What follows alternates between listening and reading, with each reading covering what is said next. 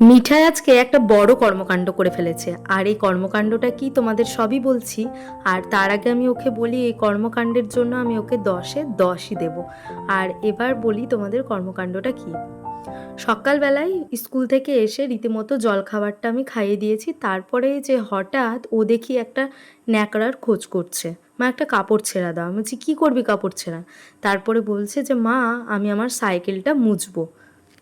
আমি ভাবলাম যে সত্যিই কি ও পারবে সাইকেল মুছতে? তারপর ওর আগ্রহ আর তড়িঘড়ি দেখে আমি অবাকই হলাম। তো কাপড়টা যাই হোক ওর ঠাকুমা ওর কাছে দিল, আর দেওয়া মাত্রই বেসিনে একটু জলে ভিজিয়ে নিয়ে মুছতে লাগলো, কিন্তু ওর পোষাচ্ছিল না। তারপরে এই যে একটা বালতিতে করে জল নিয়ে এসে এই যে চিপে চিপে এবার মুছছে। আর ওর এই কাজ দেখে আমি অবাকই হয়েছিলাম প্রথমে, যে আমি বললাম তুই মুছতে পারবি? বললো হ্যাঁ আমি সবটা মুছে পরিষ্কার করে দেবো একদম। আর এই মোছার মাঝখানে কত রকম যে ওর পাকা পাকা কথা তোমাদের সবটাই শোনাচ্ছি, একবার শুনতে থাকো, তাহলেই দেখবে যে ওর কতটা ধারণা আর কতটা পাকা পাকা বুদ্ধি। এমন এমন কথা বলছে যেন মনে হচ্ছে ও কত বোঝমান হয়ে গেছে। এক এক সময় ভাবি যে ও কত বড় হয়ে গেছে। ওই যে জল নিয়ে এসছে। নিজের জিনিস নিজে পরিষ্কার করতে হয়, মাদেরকে করতে হয় না। মারা রান্না করে আর আমরা তো খেলা করি। নিজে খেতে হয় নাই? কি ব্যস্ত মিঠাই আজকে সাইকেল মুছছে। দেখুন কি ধুলো দেখি যে এই পেছনে মার্কারটা কি ধুলো, দেখ ওই দেখ ওখানটায় পরিষ্কার কর। করছি। আমি আবার মাঝে মধ্যে একটু দেখিয়ে দিচ্ছি যে কোথায় ধুলো রয়েছে সেখানটা ঠিকভাবে পরিষ্কার কর। আর ওর মোছা দেখে এক এক সময় ভয়ও লাগছে, বারবার সাবধানও করছি যে হাতটা কিছুতেই যেন কেটে ফেলিস না।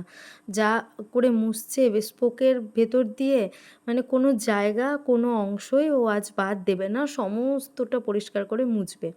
আমি যতবার মানা করছি যে থাক মুছতে হবে না, ততবারই আমার কথা কিছুতেই শুনছে না। বলছে একদম আমার সাইকেলটাকে নতুন চকচকে করে দেবো। আর আমি ততবারই ভয় লাগছে আমার, যে মনে হচ্ছে কোথাও যদি বেঁধে কেটে যায় তাহলেই তো হলো। তারপরে এই যে একের পর এক কি সুন্দর করে আঙুল ঢুকিয়ে পরিষ্কার করে নিচ্ছে, আর তার মধ্যে মামের খুনসুটিও চলছে।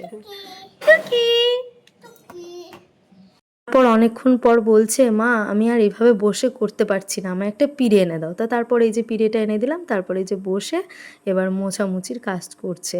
আর এমনভাবে সুন্দর ক্লিন করছে আমি দেখে অবাক হয়ে যাচ্ছি, কোথাও একটু ধুলো পর্যন্ত ও থাকতে দিচ্ছেই না।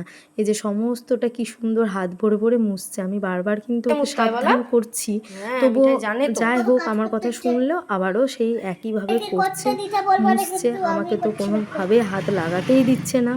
তো আমাকে বলছে বন্ধুদের সবাইকে বলো তুমি দেখাও আমি কত সুন্দর ক্লিন করতে পারি। আমি বলছি আচ্ছা ঠিক আছে তাই দেখাবো, তোর ছোট্ট ছোট্ট যেসব বন্ধুরা আছে তারা দেখে কিছু একটু শিখতে পারবে। তো এই যে এভাবে ও মোছামুছির কাজ করছে, তার সাথে আমি ওর সাথে একটু খেলাও করছি।